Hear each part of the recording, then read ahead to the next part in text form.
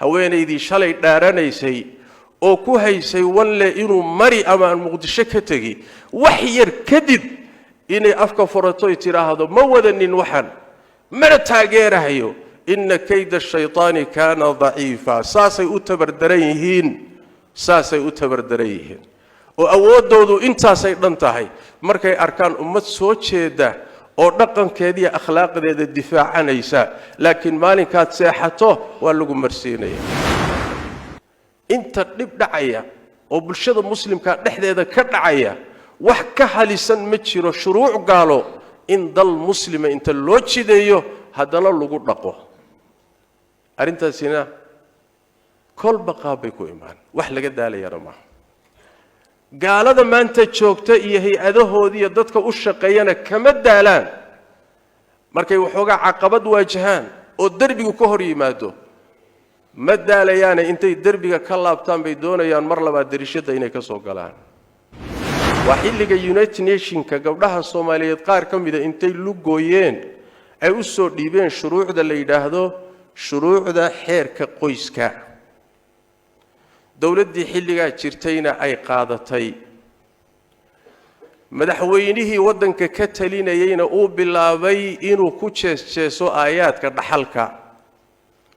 culimadii Soomaaliyeed oo xilliga joogtayna ay diideen oo ka hor yimaadeen 10 ka midana tiirka la istaajiyo la toogtay xeerku waa xeerkii mid ka daran maalinka gabdho Soomaaliyeed oo la soo lugooyay iyaguna loogu talagalay ummadooda inay lugooyaan ayaa arinta keenay oo dawladda u keenay dawladuna qaadatay oo kacaankii qaatay ummadana heerka lagu gaarsiiyay musiibada ilaa iyo maanta aan la saldhigi la'anahay halkaas ka bilaabatay ma 40 sano oo tiih iyo wareer ah oo arintaasi ay keentay 40 sano kadib miya haddana xeerkii xeer ka daran oo ka magaxum oo ka foolxun miya haddana maanta ummadda leeyahay gabdho Soomaaliyeed intay keenaan qaata oo ma waxa la doonayaa haddana 80 sano dambe inaan tiih ku sii jirno xuquuqda Ilaahay haddana inagu sii habsato ummadda Soomaaliyeed aad bay u mahadsan tahay rag iyo dumarba wiilal iyo gabdhaba cid walba Ilaahay tabaaraka wa tacaala khayr iyo barakaha idin siiyo maanta waad baraarugsantihiin ajaayib gaala ma daasho dadkeeduna ma daalaan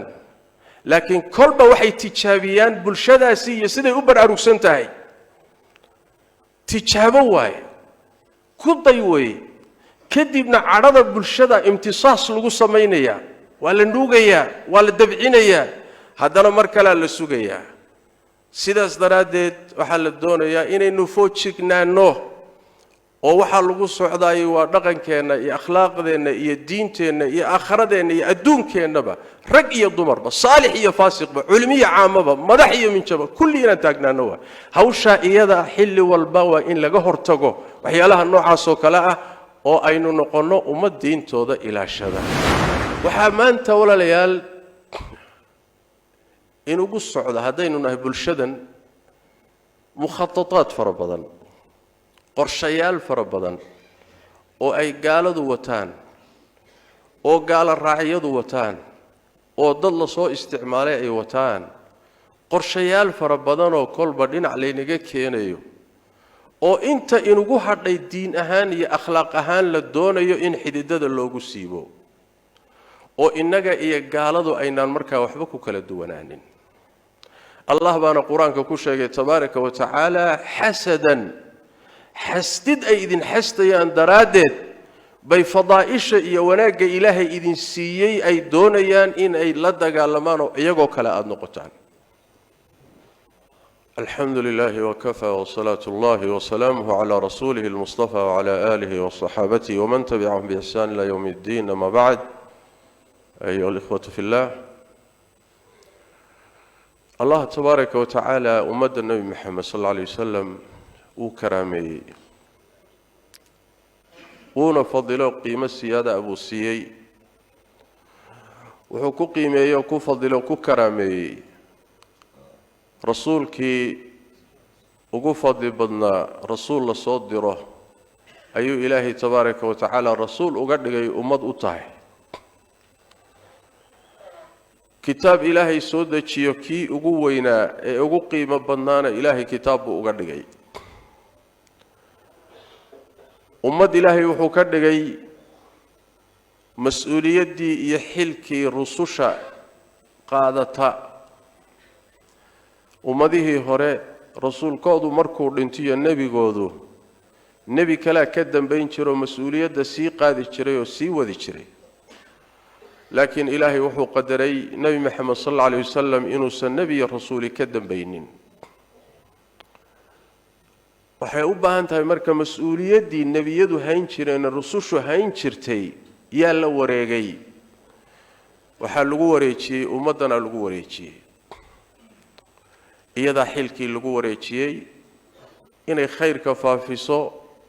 xumaanta ka hortagto wanaagga u heeliso diinta ilaahay tabaaraka wa tacaala garab istaagto khayrka ay faafiso iyada mas'uuliyadda la wareegtay rag iyo dumar wa garab yiri tabaaraka wa tacaala والمؤمنون والمؤمنات بعضهم أولياء بعض مؤمنين ترقي الضمر با وادد أيقو إسحيقو إسجعل وددك كلا إسكحيقا محي سميان يأمرون بالمعروف وناقي فران وينهون عن المنكر حمان تنوار ريبان ويقيمون الصلاة صلاة ديتوسيان ويؤتون الزكاة زكاة ويديبان ويبحيان ويطيعون الله ورسوله إلهي رسولك سنة ويرعان جدكوض ويأطيعان ويكامر قاتان يا وايدتكاس ومؤمنين رقي الضمر بإلهي مقعابي مؤمن يا مؤمنات مسؤولية دا سنوى مسؤولية دي ومسؤولية دي لقد حلي النبي دا مسؤولية دي بأمدا لغو ريتشي أيضا وضع وكرب تبارك وتعالى آيات كلا إنوشها كنتم خير أمة أخرجت للناس وحاتهين أمد مد أغو خير بدن ضدك الله صاري أخرجت للناس أمد لبحيي الله صاري وقريه هذي ديقام ذي لغا صاري مهمد لو ديبي لو حنباريي مهمدان الله صاري أمدها كلنا كم قواي أخرجت للناس توحيد كي بيحنبر سيهين أخلاق دي بيحنبر سيهين دين تي بيحنبر سيهين رقوانا كي بيحنبر سيهين أمديه كلي أوجد بنيا محي مهمدو دو تهي مركي أمدها كلي حلكا أي حنبر سيهين الله وحوري تأمرون بالمعروف وتنهون عن المنكر وتؤمنون بالله وناقات فريسان حمان تدريبيسان الله درمينيسان تلمامها هي صفاتك انت الذين بعض مدها ugu khayr badantii hadii aad lumisaan muhiimada iyo mas'uuliyada iyo xilka aad lumisaan bimaana khayriyadiini waa luntay laana waxa weeye midabkiina ama waqtigaad ku soo hagaagteen ama quruxdiina ama itaalkiina ama deegaamadiina ama qabaa'ishiina laydiin ma dooranin الله تايدين مدورنين لكن وحو إذين دورتي حل إيا مسؤوليات آد أتاقنتهين ومدها كلنا آد كقد وانتهين تاسا إلهي إذن كفضلي إن آد وناق فافنتي اسكو قرب سيسان أودو استاكتان حمان تكهرتقي ديدي الريبي ديدنا أودو استاكتان تاسا إلهي إذن كدورتي تبارك وتعالى وناق إيا خيرك اللي إذن كسي هداد مركز ضيعدان ما تشري سواه ومدني مركز وأمد لبحيي وخيرك يا وناقا حنبارسن وحلكي يا مسؤولية دي أنبياء ضح شيء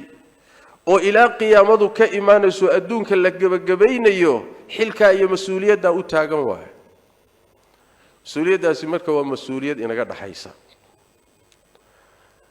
محايا لي الله إن أمري أن حقي سأتاجنهي الله إن قد حيا واه توحيد كيسي خير كواوين إن قد حيا واه الله تبارك وتعالى مركو لها لي أهل الكتاب نصارى إيا كريستان كو إلهي عدنا هين عابدا مركي لها لي وحلوين النبي صلى الله عليه وسلم وحد كتر هذا تعالوا إلى كلمة سواء بيننا وبينكم كالا يو إمادة كلمة إنور حيسا أو إنور سمن أو محيتهي ألا نعبد إلا الله ولا نشرك به شيئا ولا يتخذ بعضنا بعضا أربابا من دون الله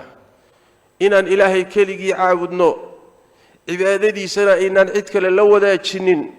إننا قاركين قارك كلا إنوسا ربيا كتلقان إنو ندس عابدين أرن كاسوا أرن إنوس من أو إمادو كاليا كله حايا لي عدقوني أولي ما جرتو ومسؤولية الجميع ننكي ضيع يلكي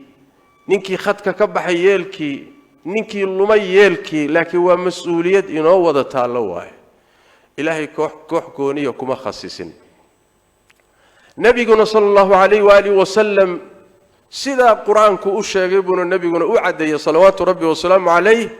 ورسولك حوليه صلى الله عليه وسلم عدي حمان أركتا حمان تاسي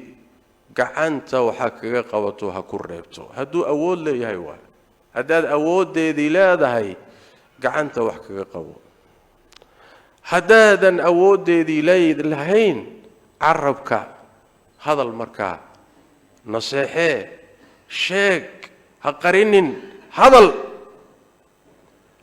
هدي هذا الكينا آد قبته أود كري ويدو النبي محمد صلى الله عليه وسلم مركع قلبك ككهو لبسو قلبك ككرهيسو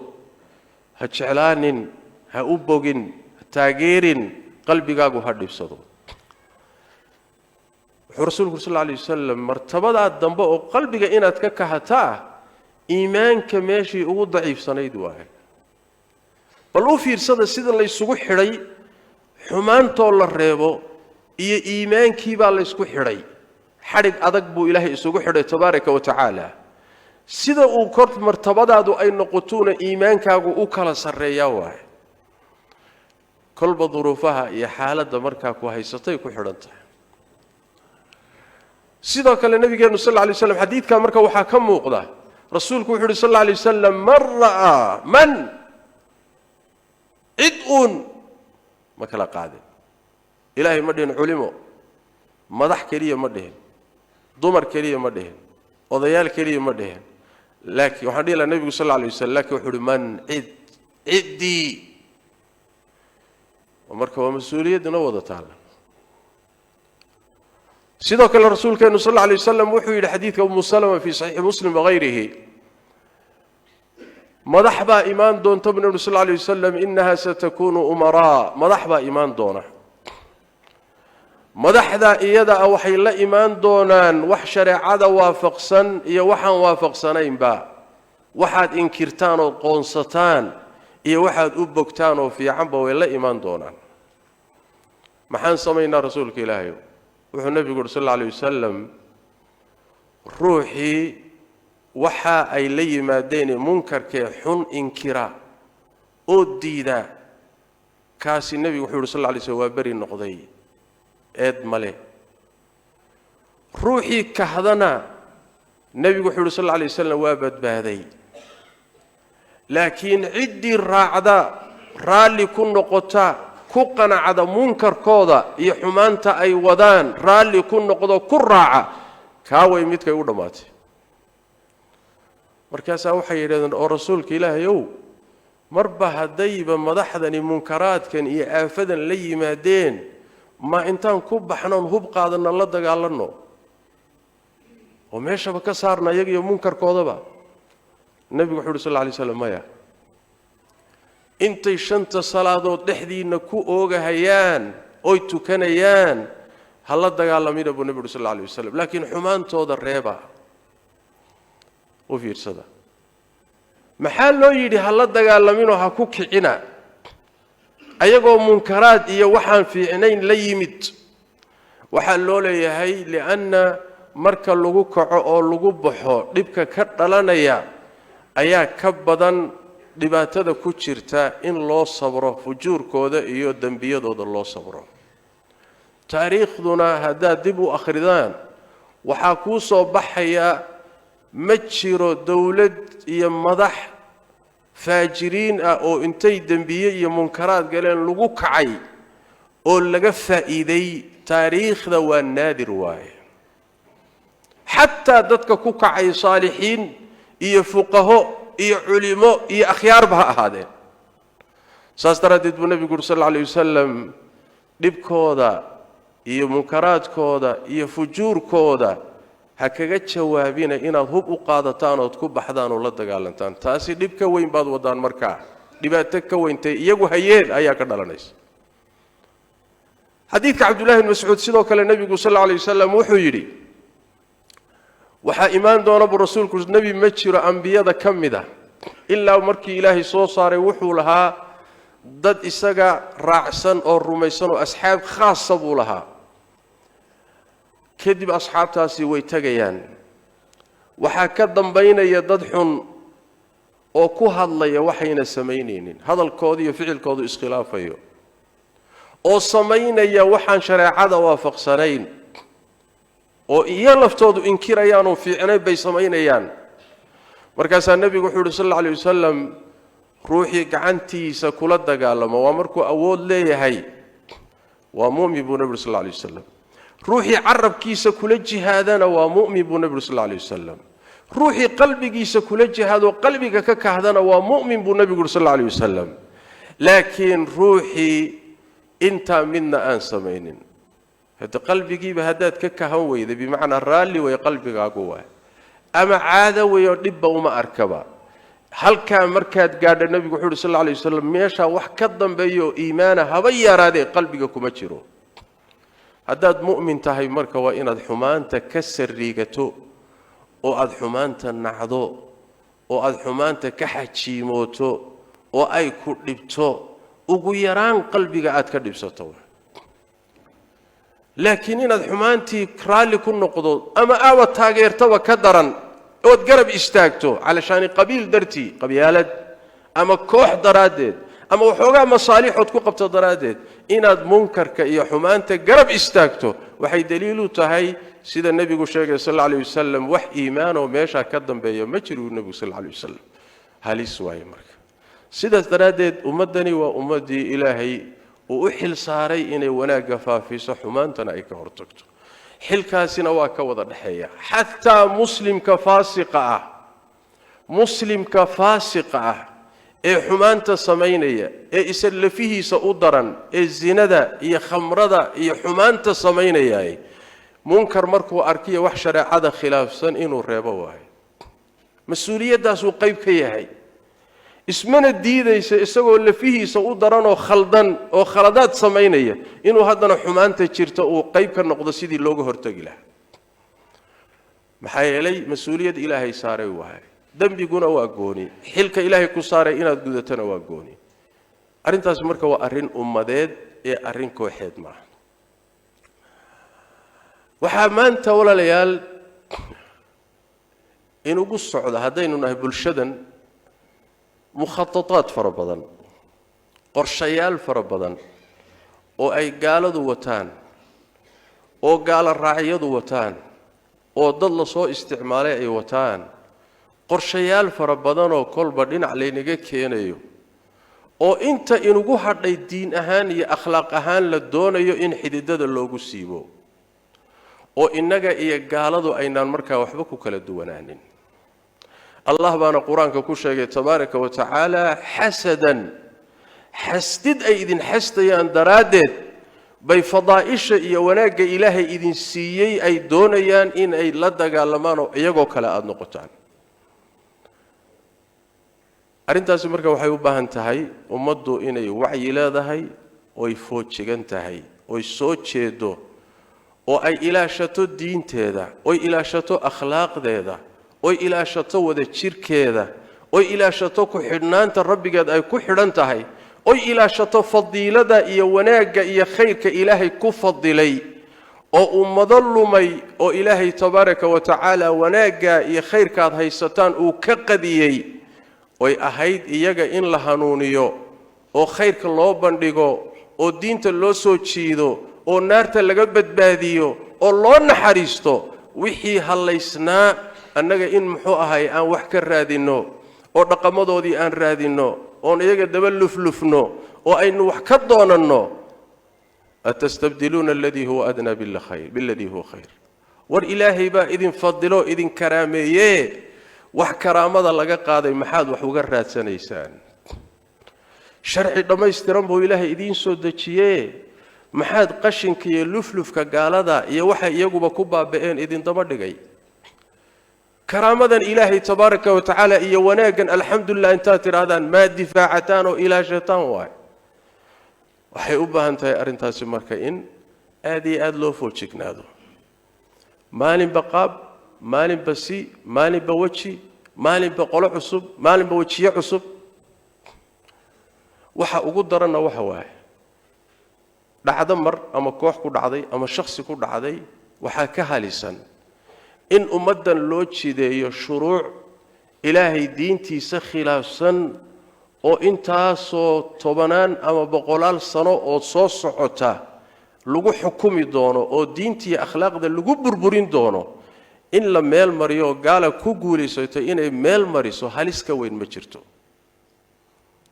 inta dib dhacaya oo bulshada muslimka dhexdeeda ka dhacaya wax ka halisan ma jiro shuruuc gaalo in dal muslima inta loo jideeyo hadana lagu dhaqo arintaasina kol baqaabay ku imaan wax laga daalayana ma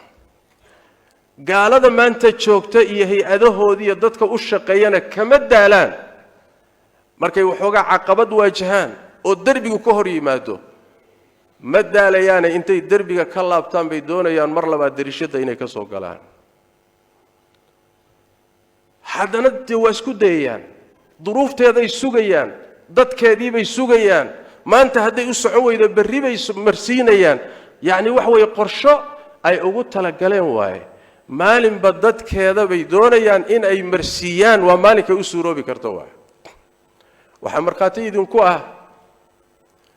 Soomaalida shuruucda qoyska la yiraahdo ama xuquuqda dumarka la dhaho waxa la isku dayay in loo sharciyeeyo oo shuruucdeeda la geliyo 1975 afartan sano ka hor ku dhawaad waa xilliga United Nationska gabdhaha Soomaaliyeed qaar ka mid ah intay lugooyeen ay u soo dhiibeen shuruucda la yiraahdo shuruucda xeerka qoyska dawladdii xilliga jirtayna ay qaadatay madaxweynihii wadanka ka talinayayna uu bilaabay inuu ku jeesjeeso aayaadka dhaxalka culimadii Soomaaliyeed oo xilliga joogtayna ay diideen oo ka hor yimaadeen 10 kamidana tiirka la istaajiyo la toogtay xeerku waa xeerkii mid ka daran maalinka gabdho Soomaaliyeed oo la soo lugooyay iyaguna loogu talagalay ummadooda inay lugooyaan ayaa arinta keenay oo dawladda u keenay dawladuna qaadatay oo kacaankii qaatay ummadana heerka lagu gaarsiiyay dhageysta gabdhihii hogaaminayay kamid arinta iyada oo YouTube-ka ku jirta iyadoo ka sheekeynaysa Maryan Xaaji Cilmi dhageysta xaqiiqada waxa ku soo baxaysa ummadan siday gaalo ugu isticmaashay dumarkii hablihii muslimaadka ahaa aqoonta lahayn iyo sida ayaguna u lugeen ummadoodana u lugooyeen markii culimada la yeelay maxaa ka dhacay halka waxa ka bilaabato taafay musiibada ilaa iyo maanta aan la saldhigi la'nahay halkaas ka bilaabatay ma 40 sano oo tiih iyo wareer ah oo arintaasi ay keentay 40 sano kadib miya hadana xeerkii xeer ka daran oo ka magaxum oo ka foolxun miya hadana maanta ummadda leeyahay gabdho Soomaaliyeed intay keenaan qaata oo ma waxa la doonayaa hadana 80 sano dambe inaan tiih ku sii jirno xuquuqda Ilaahay hadana inagu sii habsato waa ajaayib way gaala ma daasho dadkeeduna ma daalaan laakiin kolba waxay tijaabiyaan bulshadaasi iyo siday u baraarugsan tahay tijaabo waay ku day way kadibna cadhada bulshada imtisaas lagu sameeynaya waa la nuugayaa waa la dabcinayaa haddana mar kale la sugayaa sidaas daraadeed waxa la doonayaa inaynu foojignaano oo waxa lagu socdaayay waa dhaqankeena iyo akhlaaqdeena iyo diinteena iyo akhiradeena iyo adduunkeenaba rag iyo dumarba saalix iyo faasiqba culmiye caamaba madax iyo minjaba kulli inaan taagnaano waa hawsha iyada xilli walba waa in laga hortago waxyaalaha noocaas oo kale ah oo aynu noqono ummad diintooda ilaashada laga daali maayo inaguna daali mayno ummadda Soomaaliyeed aad bay u mahadsan tahay rag iyo dumarba wiilal iyo gabdhaba cid walba ilaahay tabaaraka wa tacaala khayr iyo baraka idin siiyo maanta waad baraarugsantihiin baraaruga aad baraarugsantihiin waa midda keentay inna kayda shaytaani kaana dha'iifa haweenaydii shalay dhaaranaysay oo ku haysay walle inuu mari ama muqdisho ka tagi wax yar kadib inay afka furato tiraahdo ma wadanin waxan mana taageerahayo inna kayda shaytaani kaana dha'iifa saasay u tabardaran yihiin oo awoodoodu intaasay dhan tahay markay arkaan ummad soo jeeda oo dhaqankeeda iyo akhlaaqdeeda difaacanaysa laakiin maalinkaad seexato